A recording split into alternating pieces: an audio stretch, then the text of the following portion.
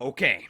I'm going to open my eyes now, and I'm going to hope they haven't increased in number anymore. I'm probably wrong on this. In fact, I'm most assuredly wrong on this, given how these things usually go. But hey, I can dream, can I not? The Straw Hats can dream. Why can't I dream? Here we go. Oh, oh, oh, thank merciful God, Usopp. There's still only 5 of them.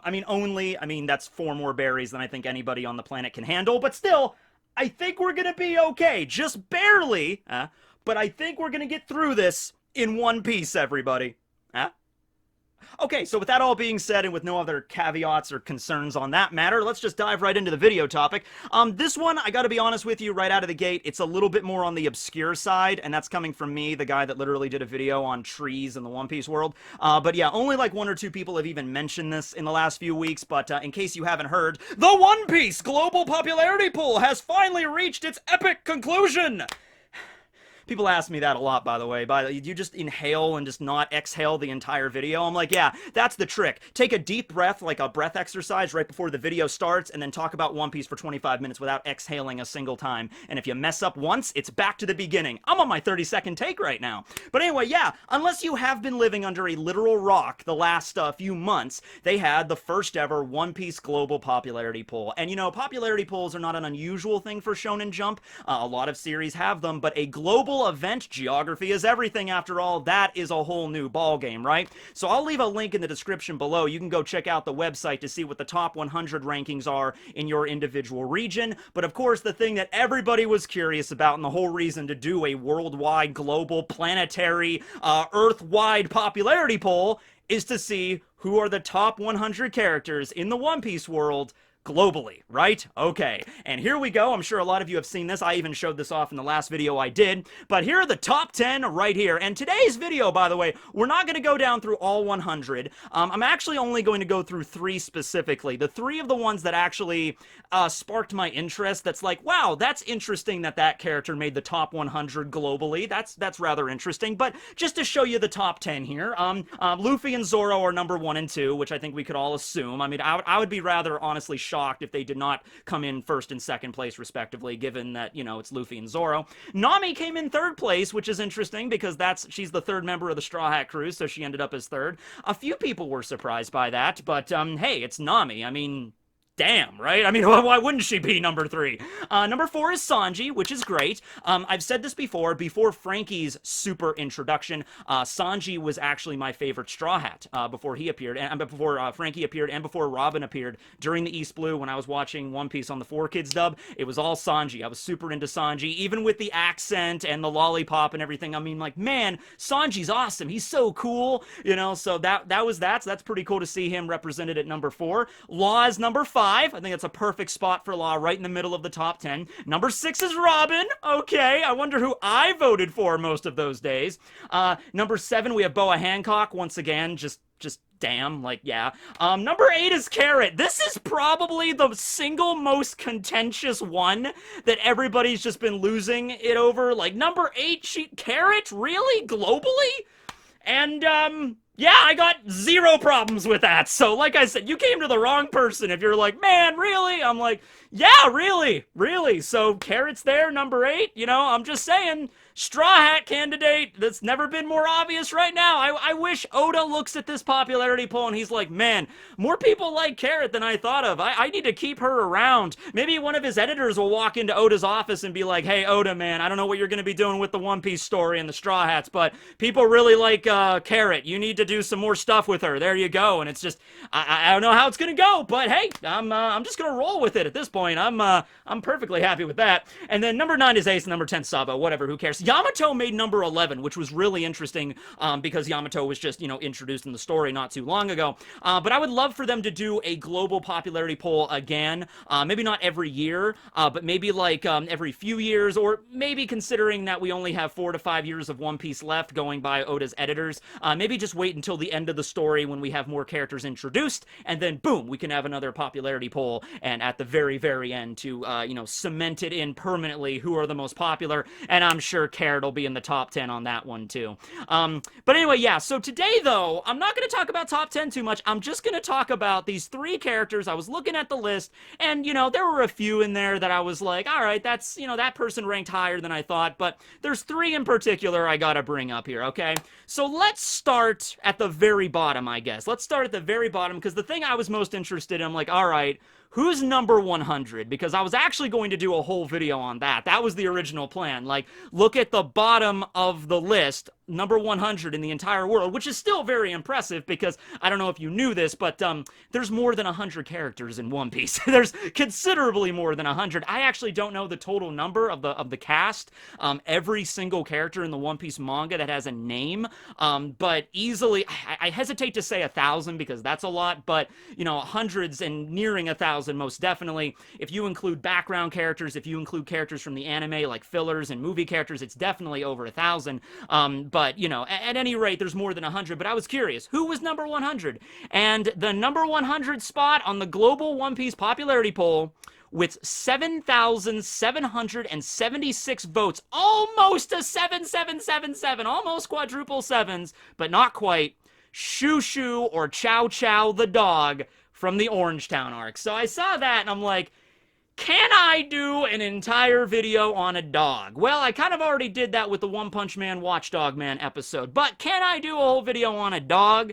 And I probably could, but I decided to throw some other characters along with it too. This is Chow Chow's episode, honestly. So I actually do have something interesting to bring up involving Shushu. Not so much involving the dog, but just the plot of One Piece and how it's changed. So, like, comparing this massive story way back in Orangetown all the way to where we are right now at the Battle of Onigashima, it's a wild comparison, right? Because this is way back in East Blue. Luffy shows up at an island. Nami's there. She makes her first introduction. Buggy the Clown makes his first introduction, taking over this town. And then we also get introduced to Shushu or Chow Chow, depending on the translation, and Boodle, who was the mayor, okay? So I think Oda could have been really simple with this. It could have been just like, clown pirates have taken over the town. Luffy shows up, boom, punches out the clown pirates, and then everything's good. Everything's happy. But Oda also included this little subplot with Chow Chow there, very much reminiscent. In fact, the inspiration, of course, is Hachiko, the Akita dog that waited for his master return every day at the train station in Japan. One day, his master, who was a college professor, went to work at the university, ended up dying of a heart ailment, I think,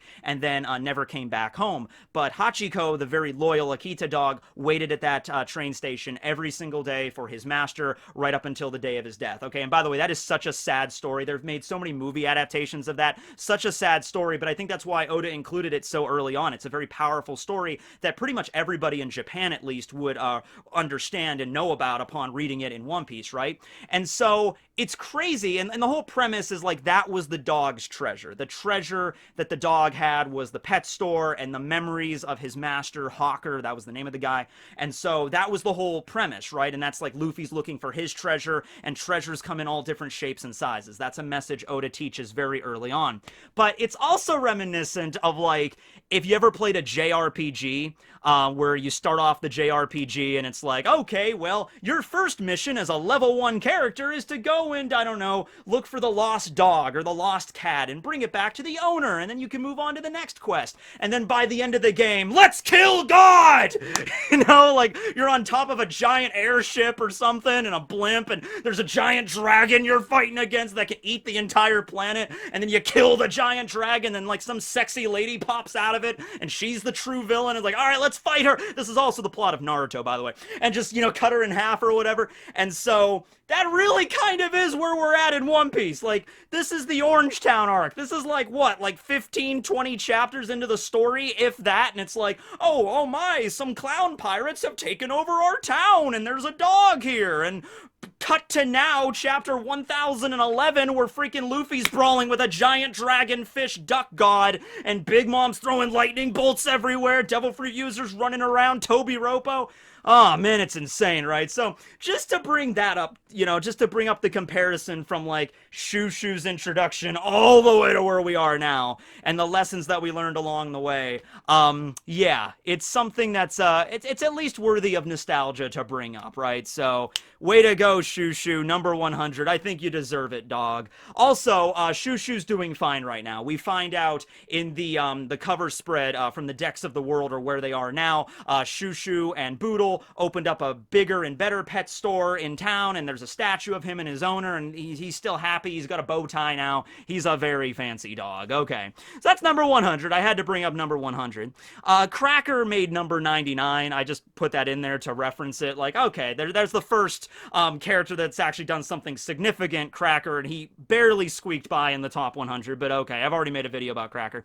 I sang the Cracker song. Pocket tono nakane wa biscuit toga hitotsu. I can kind of still remember it. That was like, a while ago. All right, the next one I want to bring up, though, number 66.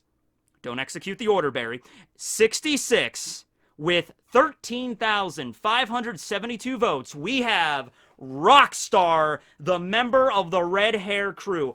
I mean, there's some characters on this, like Shoo Shoo and the Kung Fu Dugongs, that are animals, and therefore they don't have any speaking lines. But when it comes to characters that can actually speak, I believe Rockstar is the only one that, I mean, the highest ranking one on this list out of the top 100 that have the fewest speaking lines in the entire story, I think. Because he only appears once. He appears another time on a cover page, but he only appears to actually have a role one time in the story. And that's he was sent by Shanks to go and talk to Whitebeard about everything that's going on with Blackbeard and Ace and everybody, and like give him a request, give him a letter. Whitebeard basically just tears up the letter and says, he's like, if Red Hair wants to talk to me, he can come his damn self, or whatever. And Rockstar, I believe at the time, had like a 91 or something, maybe 93 million berry bounty, which at the time was right under what Luffy's second bounty would become, 100 million, but still, that's really impressive. And we find out he is a new recruit to the Red Hair Crew. And we didn't know anything about Yonko at that point, but still, like a newbie, a new recruit to the Red Hair Crew has a 90 million berry bounty. That's something that gives you a standard. Also, we find out that later, Shanks's crew has the highest average of bounties, so that would make sense. And he has a lot fewer members on his crew. So Shanks only picks the best of the best, or anybody that has red hair. That's the requirements. You have to be really good at what you do, or you have to have red hair. If you have both, that's great, but, one or the other is fine. So, Rockstar only has a few lines. He seems like a very arrogant kind of dude. He seems like, hey man, I just joined the freaking Red Hair Crew. I'm part of a Yonko's crew. I'm pretty awesome, right? You've heard of me, huh? And he looks over at Marco, and Marco's like, yeah, we've never heard of you anyway. So, yeah, Rockstar, he's a little bit full of himself, but also his name is I'm Rockstar, so maybe a little bit of an ego there. But yeah, not really much to say about Rockstar. I just feel like there's not a lot of other options to bring up, and I found it was interesting that he was at, number 66 there. He ranked fairly high. He ranked higher than Cracker. Cracker had more of a role in this story than freaking Rockstar did. In fact, even the Kung Fu Dugongs, I feel, had more of a role than Rockstar did, but for whatever reason, people maybe just like the design or whatever. Like I said, he did show up in that cover story where the Red Hair Crew was attending a certain wedding, and we don't know whose wedding that was, but he was there in the background. So Oda certainly hasn't forgotten about him. It's just that, probably not going to find out much more about him for a while. I'm sure his bounty's probably gone up in the last 2 years, though. All right, and the last character I wanted to mention today, this is a great one. This is a good one. Number 37. This is probably the one that I think most people looking at the list. I know Grand Line mentioned this in his video today. You're looking at the list and you're like, anything that stands out here like a sore thumb? Number 37 with 37,528 votes. Mayor Whoop Slap. Yup. Okay. So he ranked higher, just to give you guys an idea. And this is only a few examples. Mayor Whoop Slap, the mayor of Fuchsia Village, where Luffy is from, ranked higher than Blackbeard, and Kobe, and Monkey D. Garp, and Rob Lucci, and Bartolomeo, and Reiju. Along with that, he ranked higher than every single admiral except Aokiji, but barely. Whoop Slap was number 37, Aokiji was number 36. So, just barely, Aokiji managed to squeak by the magnificence that is Mayor Whoop Slap. But Akainu, Fujitora, even Kizaru, you get down there, alright? You can't even hold a candle to this guy. Oh, Mayor Whoop Slap. I've said this before, and I don't know if this was a mistranslation or what, or it's just me not reading it the correct way, but for so long, for years and years, up until, like, recently, I always thought his name was Wood Slap.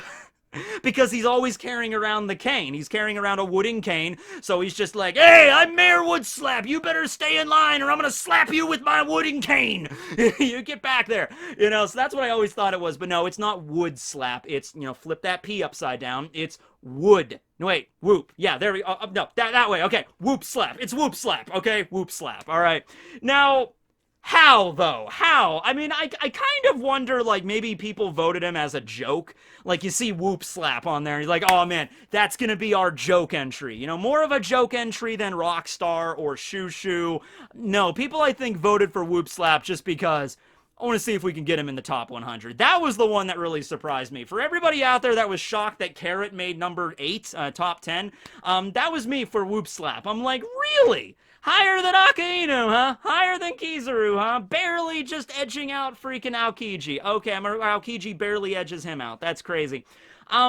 I also wanted to think, like, maybe it's all of the dads in the audience. Maybe it's all of the One Piece fans that are dads, maybe, and they could see Whoop Slap as just like he's like, yeah, we understand Whoop Slap, or the grandparents, too. They're like, yeah, we understand Whoop Slap, you know. Luffy goes out to be a pirate, and he's all worried and everything, and just be like, Luffy, what are you doing? You're causing a ruckus all over the world, and people are gonna think less of our village and you're causing problems, and I'm worried about you, man. So maybe that's it, like the dads and the grandparents in the audience are just like, I get Whoop Slap. I understand where he's coming from. I mean, I love One Piece. I love Luffy and the Straw Hats doing what they're doing, but man, the anxiety on Whoop Slap, it's got to be immense to know that literally the man that's being called the 5th Emperor, you know, with a bounty of 1.5 billion that has caused so much problem all over the world, you know, like attacking Eni's lobby and Impel Down and Marineford and all this crazy shit he's doing.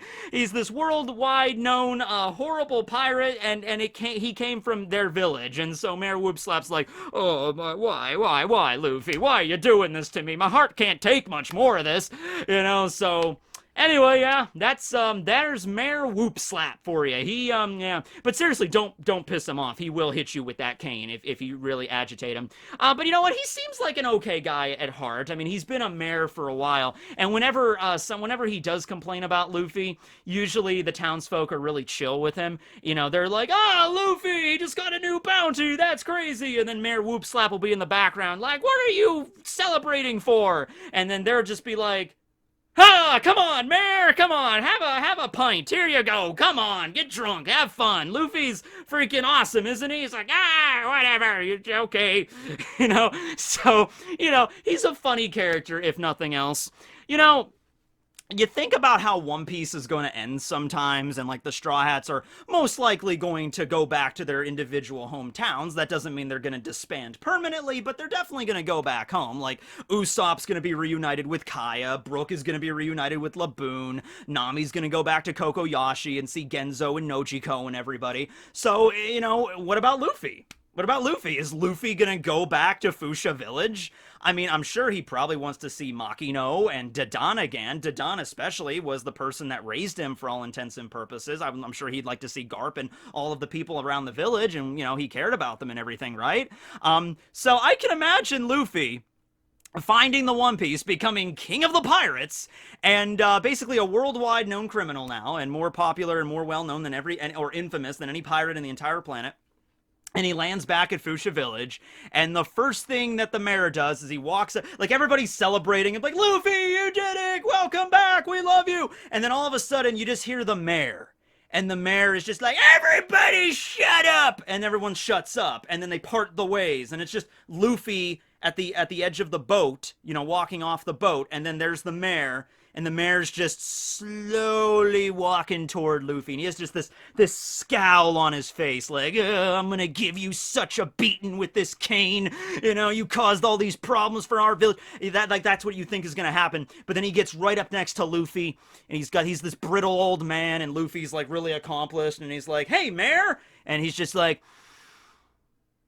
welcome home. And he just looks out. He's like, welcome home, Sonny. Oh, we missed you. He's like, all right, I missed you guys too. I'm like, yeah, good job. I mean, I don't approve of what you did, but hey, you did it. You're king of the pirates. What can we do? Come on, let's go to Party's bar and get toasted.